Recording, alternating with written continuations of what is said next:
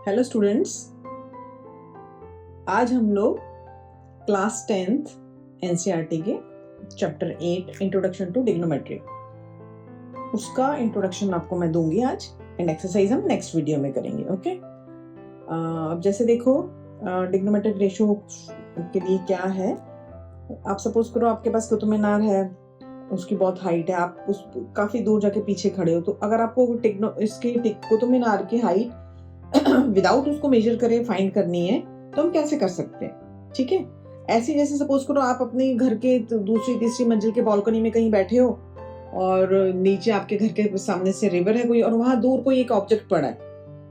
आप चाहते हो कि आपको रिवर की कितनी डेप्थ है वो पता चल जाए, कितनी विड्थ है वो पता चल जाए, या आपका ये कितनी दूर है ऑब्जेक्ट उसकी लेंथ फाइंड करनी है, तो उसके लिए हम कैसे कर सकते हैं विदाउट एनी आपको प्रॉपर मेजर करे हुए। ठीक है, और ऐसे ही एक और एग्जांपल ले लेते हैं हम। जैसे सपोज करो हॉट एयर बैलून है, आपने देखा कि ऊपर एयर में जा रहा है, तो आप गए, आप अंदर से अंदर मम्मी को बुला लो, किसी को बुला लो, तो उतनी देर में वो थोड़ी देर में वहां से थोड़ा आगे चला गया।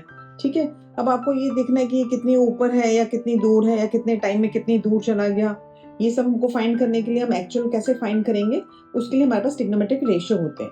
या सपोज कर लो कि एक कोई बिल्डिंग है, बिल्डिंग के ऊपर कोई फ्लैग लगा हुआ है, जैसे ये यहाँ से यहाँ तक ये बिल्डिंग है पूरी, ये इतनी यहाँ से यहाँ तक बिल्डिंग है एंड बिल्डिंग के ऊपर एक फ्लैग लगा हुआ है। अब अगर हमको, आप यहाँ पे कहीं पे खड़े हो, आपको खाली फ्लैग की लेंथ फाइंड करनी है या फ्लैग एंड बिल्डिंग दोनों की लेंथ फाइंड करनी है, तो ये सब हम कैसे करेंगे। इसके लिए हमारे पास ट्रिग्नोमेट्रिक रेशियो होते हैं, रेशियोज के अकॉर्डिंग हम ये सब फाइंड करेंगे।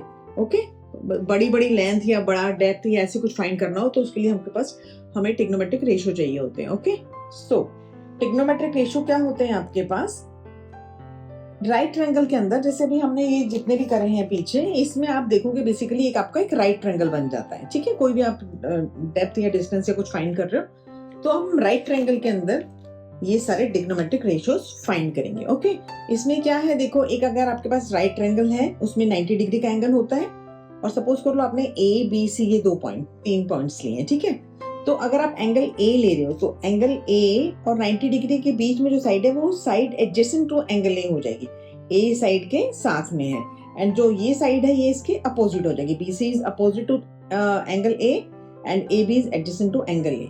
सिमिलरली अगर आप सी एंगल देखते हो तो सी एंगल में क्या होगा, side opposite to angle C, इसके अपोजिट एंगल सी ये वाली साइड हो जाएगी, एंड ये वाली जो बीसी साइड है वो साइड सी के एडजेसेंट हो जाएगी एंगल सी के, एंड ये जो सामने आपके पास है हाइपोटेन्यूज होता है ये, दिस इज ऑलवेज सेम। ठीक है, एंगल के अकॉर्डिंग खाली आपके पास ये इसको हम परपेंडिकुलर बोलते हैं, बेस बोलते हैं, वो चेंज होते हैं। ठीक है, जैसे अगर आपने ये है हमारे पास ये बेस है, परपेंडिकुलर एंड हाइपोटेन्यूज, इफ आप एंगल ए लेते हो तो ओके, इफ अगर आपने एंगल ए लिया तो एडजेसेंट साइड जो होती है वो दैट इज बेस, एंड उसके अपोजिट जो साइड है that is perpendicular. Okay, now if A B C में अगर आपके पास ये वाला एंगल है तो इसके अपोजिट साइड दिस है ए बी, तो ये परपेंडिकुलर हो जाएगा। ओके, एंड इसके एडजेसेंट साइड है बेस है, this means adjacent side always base और जो अपोजिट साइड है वो परपेंडिकुलर होता है एंड हाइपोटेन्यूज सेम रहता है। ओके, नाउ अब हमारे पास ट्रिग्नोमेट्री में क्या है, 6 ट्रिग्नोमेट्रिक रेशियोज होते हैं, साइन,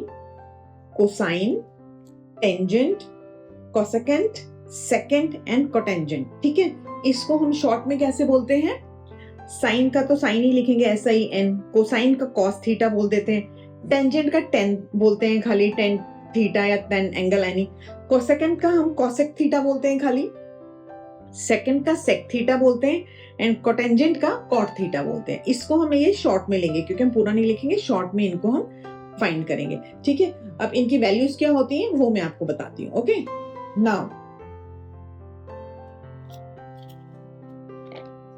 ओके, नाउ अब हम क्या करेंगे, दिस, ये आपके पास राइट ट्रायंगल है, A B C is a right triangle at B पे 90 डिग्री है, तो ये हम एंगल ए ले रहे हैं, तो एंगल ए और बी, इस एंगल ए आप लोगे तो इसके साथ वाली जो एडजेसेंट साइड है this is base, this is hypotenuse, and opposite side to angle A is perpendicular, this is perpendicular, P base and hypotenuse. Okay, now अब हम ट्रिग्नोमेट्रिक रेशियो के वैल्यू फाइंड करेंगे। जैसे साइन ए, साइन की value क्या होती है, perpendicular upon hypotenuse, P over H, P क्या है आपके पास BC and H is AC, तो P over H BC over AC, this is sine A, ऐसे cos A क्या होता है आपके पास B over H, AB upon AC, cos A, ठीक है।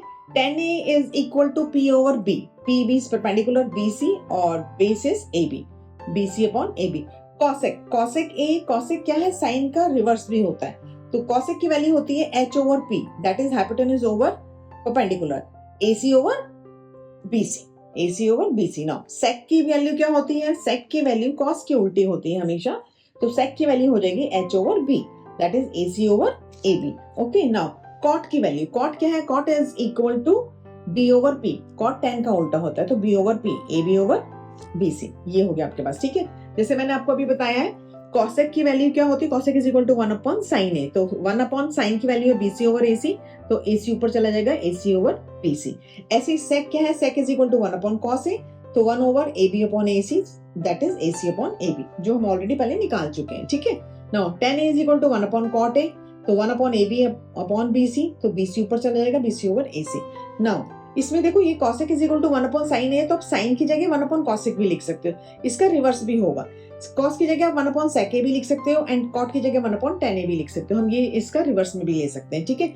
और इसके अलावा tan a is equal to sin a upon cos a, जैसे sin की वैल्यू और cos की वैल्यू अगर आप लिखोगे, sin की value BC over AC, cos की वैल्यू है AB ओवर AC, AC से AC कट हो जाएगा, तो BC ओवर AB, ये हमने tan की वैल्यू निकाली है, तो tan का एक फॉर्मूला और हो गया sin a upon cos a, ठीक है। ऐसे cot की वैल्यू tan का उल्टा होता है, तो cos a upon sin a, cos की value AB upon AC, BC upon AC, तो AC से AC cancel, BC upon AC, ये आपके पास इसकी वैल्यू आ गई, ठीक है। तो आपके पास cot की वैल्यू आ गई। अब आपके पास सिंपल फॉर्मूलेस बन गए। sin की वैल्यू है आपके पास P over H, cos A is equal to P over H, tan A is equal to P over B, cosec A is equal to H upon P, sec A is equal to H over B, cos A is equal to B over P। And उसके अलावा क्या है आपके पास, sin and cosec क्या होते हैं, cosec is equal to 1 upon sin, sec 1 upon cos A, tan A is equal to 1 upon cot A, tan A का एक फॉर्मूला और है sin upon cos A and cot is equal to cos A upon sin A, ठीक है।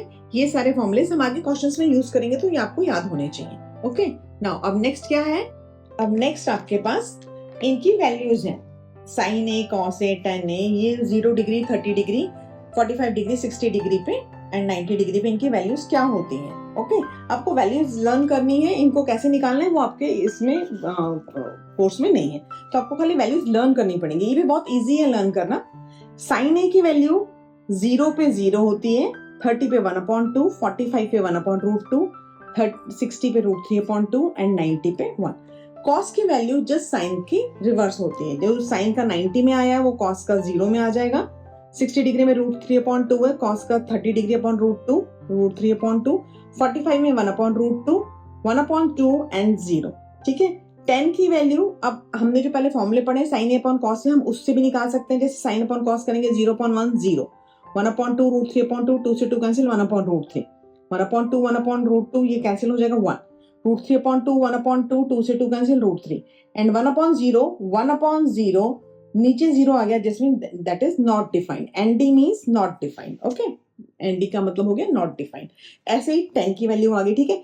cosec A की value क्या होती है, साइन का जस्ट रिवर्स होता है, तो 1 अपॉन 0 तो नॉट डिफाइंड आ जाएगा, 2 45 के रूट 3 अपॉन 2 का 2 अपॉन रूट 3 एंड 1 का 1, ठीक है। sec में, sec के अंदर हम क्या करेंगे, 1 अपॉन cos A की वैल्यू, मतलब आपको खाली sin A की वैल्यू आप लर्न करोगे तो आपके पास पूरा टेबल आपको लर्न हो सकता है, ठीक है। sec के अंदर हमने cos का उल्टा कर देना है, 1 30 की जगह 2 upon root 3, 45 root 2, 60 degree 2 and इसमें 90 डिग्री में आ जाएगा sec का, क्योंकि cos का 0 है तो 1 upon 0 that is not defined. Okay, cot में हम tan का उल्टा कर सकते हैं, यहाँ पे नॉट डिफाइंड आ जाएगा, 30 डिग्री में रूट 3, 45 में 1, 60 डिग्री में 1 अपॉन रूट 3 एंड 90 डिग्री में 0। ओके, तो ये आपके पास है, ये टेबल है, ये आपको वैल्यूज लर्न करनी पड़ेगी, आगे हम क्वेश्चंस में इनको यूज करेंगे, ठीक है। एनडी जहाँ जहाँ हमने लिखा है दैट इज नॉट डिफाइंड, मतलब आप उसको डिफाइन नहीं कर सकते, बस उसको एज इट इज छोड़ दोगे, ठीक है। नाउ ट्रिग्नोमेट्रिक आइडेंटिटीज भी हैं, 3 आइडेंटिटीज हैं जो आप इस चैप्टर में पढ़ोगे और उसको हम यूज करेंगे। फर्स्ट है आपकी sine square A plus cos square A is equal to 1, ठीक है। Second identity is 1 plus tan square A is equal to sec square A, and third is 1 plus cot square A is equal to cosec square A. ये आपको learn करना है। इस identity को हम different type से भी यूज कर सकते हैं, जैसे sine square a plus cos square is equal to 1 है तो हम sine square is equal to 1 minus cos square भी लिख सकते हैं, या cos square is equal to 1 minus sine square. आप इसको इधर लेके आप आइडेंटिटीज को चेंज भी कर सकते हो। बेसिक आइडेंटिटी ये है, आपको ये लर्न करनी पड़ेगी, ठीक है। अब हम नेक्स्ट उसमें वीडियो में आपको मैं एक्सरसाइजेस क्वेश्चंस करके बताऊंगी, एक्सरसाइज स्टार्ट करेंगे। ओके, ठीक है, थैंक यू।